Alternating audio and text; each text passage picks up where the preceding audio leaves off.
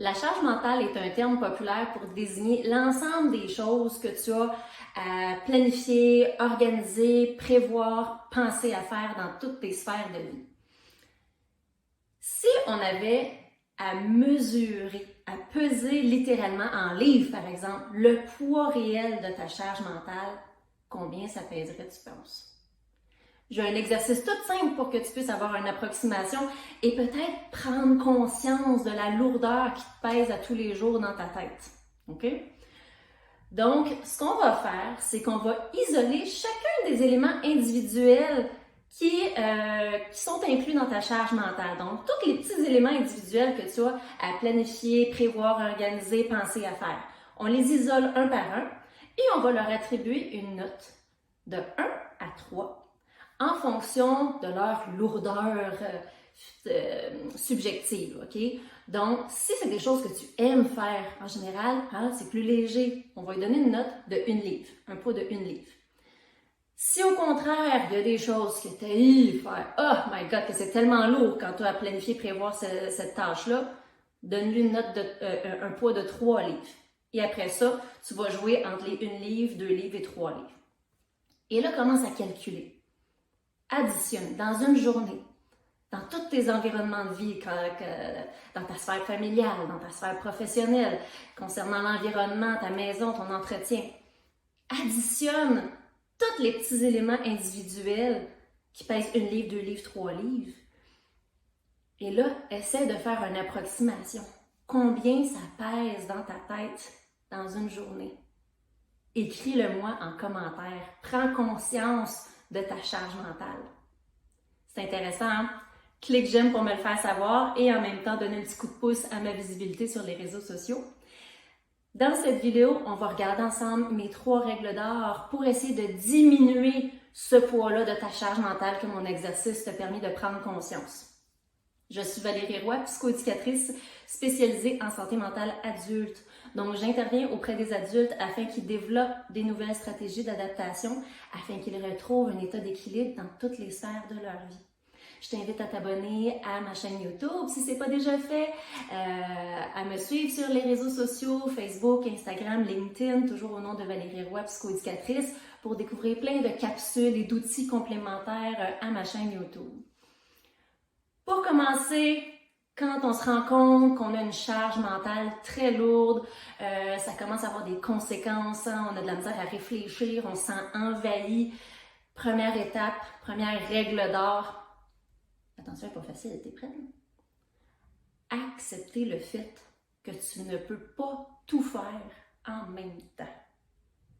Je le répète. Accepter que tu ne peux pas tout faire en même temps.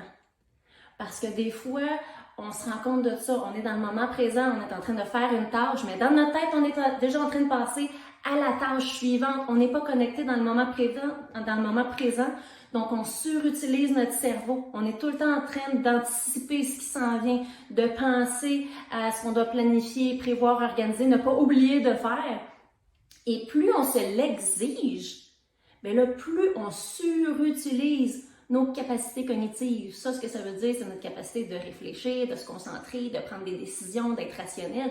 On surutilise cette partie-là de notre cerveau parce qu'elle est en train de forcer tout le temps. On a vu là, le poids de la charge mentale.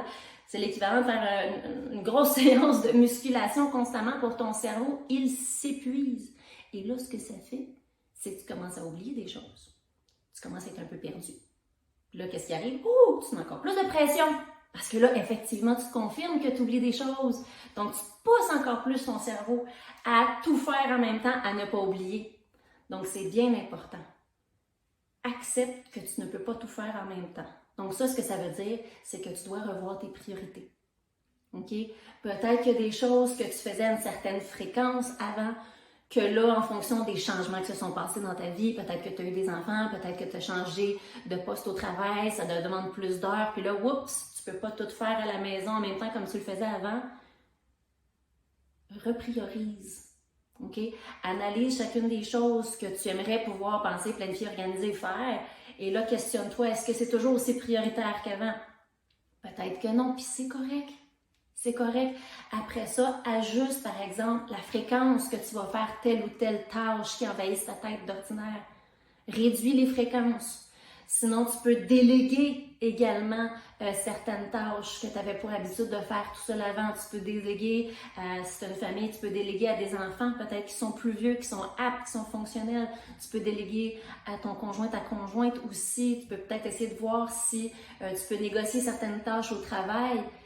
Il y a toujours moyen d'essayer de discuter et de remanier des choses pour que tu puisses réaliser tout ce que tu souhaites, mais ce ne sera pas en même temps et dans les mêmes délais qu'avant. Sois indulgent un peu envers toi-même avec ça. Deuxième chose qui peut t'aider à réduire un peu cette charge-là mentale, c'est d'être bien organisé. Donc, moi, ce que j'aime bien faire pour réduire la charge mentale, c'est vraiment tout ce qu'on porte dans notre tête, hein, on a vu. Donc, essaie de faire la liste de toutes les choses qui sont récurrentes dans ton quotidien. Hein, des fois, on a les mêmes routines, les mêmes tâches qui reviennent.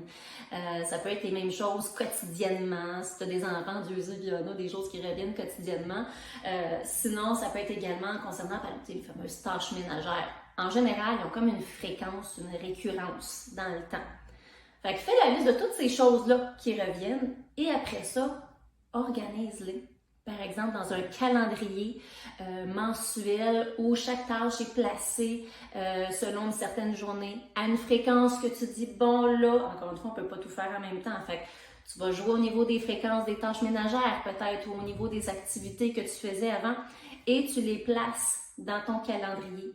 Donc là, ce qui est intéressant après, c'est que la seule chose que tu vas avoir à penser, c'est d'aller regarder ton calendrier. Ce n'est plus de les garder constamment, est exigé de les garder dans ta tête pour ne pas les oublier, les penser, les structurer, les organiser, les planifier. C'est déjà fait dans ton calendrier. Donc ça, c'est une stratégie que j'aime bien utiliser. Et la dernière règle d'or, la troisième, demande de l'aide aux besoins. Tu vas avoir fait le processus d'avoir un peu de recul là, sur chacune de tes tâches, chacune des choses qui envahissent ta charge mentale. Tu vas les avoir ciblées individuellement. Essaye de voir, y a-t-il des choses que tu peux demander de l'aide? Hein, certains éléments que oui, tu peux déléguer, mais que tu peux vraiment préciser tes besoins spécifiques à cette tâche-là aussi. Est-ce que tu as besoin que la personne la prenne en charge totalement pour toi ou au contraire, ton besoin c'est plus « bon mais là j'ai un mois hyper difficile, peux-tu juste le faire ce mois-ci puis après ça je vais être correct ». Donc, analyse vraiment quels sont tes besoins par rapport à chacune des éléments qui constituent ta charge mentale et demande de l'aide. Donc voilà, j'espère que tu as trouvé ça utile. Laisse-moi savoir en commentaire. N'oublie pas de cliquer j'aime si ce n'est pas déjà fait pour donner un coup de pouce à ma visibilité. Écris-moi aussi également le poids de ta charge mentale. Je suis vraiment curieuse. J'adore les réponses que j'ai quand je fais cet exercice-là. Il y en a que ça pèse lourd. Donc, écris-moi le poids de ta charge mentale en commentaire et également quelle sphère de vie tu trouves qui pèse le plus lourd aussi à ce niveau-là. La prochaine vidéo, qu'est-ce qu'il y a à venir également? Une vidéo sur la gestion du stress dans des situations où on a l'impression qu'on n'a pas de contrôle. Et en attendant, je t'invite à aller voir ma vidéo de sensibilisation sur la charge mentale, une pression qui s'accumule. Essaye de voir si tu te reconnais dans les petites images qui défilent et laisse-le moi savoir en commentaire. Salut!